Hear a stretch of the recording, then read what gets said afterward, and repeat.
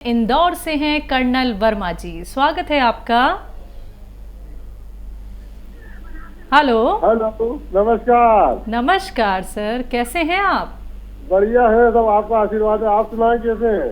हम ठीक हैं यहाँ पानी गिर गया हमारे इंदौर में तो बहुत। जी, यहाँ पे भी हो रही है बहुत बारिश। आदाब वहीद साहब। जय हिंद, स्वागत कैसे आपका बहुत मिजाज बहुत कैसी वर्मा आपके? साहब।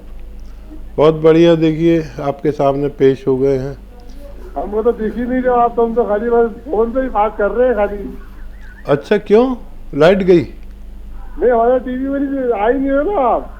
हकीम साहब, इनके यहाँ पॉपकॉर्न चैनल आता है जहाँ पहले अच्छा साथ में अच्छा आता था। अच्छा अच्छा। और वो ये आपसे पूछना ये था मेरे को, ये जो साथ की जो पुड़िया आती है, तो इसमें तो एक पुड़िया में तो बहुत सारा जो सांदा है, तो ये पूरा एक साथ ही उबालना है क्या?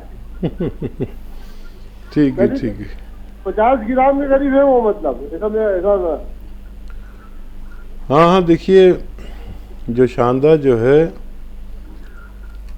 वो ये पुड़िया आप उबालें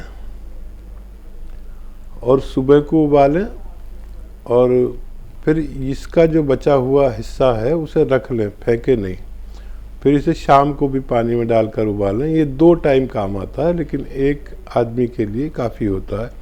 और अगर इसको और भी बेहतर बनाना है तो इसमें 1 चम्मच 2 चम्मच अलसी को कूट कर डाल दें, तो ये जो शानदार 10 गुना तेज़ काम करने लगता है। जी, कोई और सवाल कर्नल वर्मा जी आपका?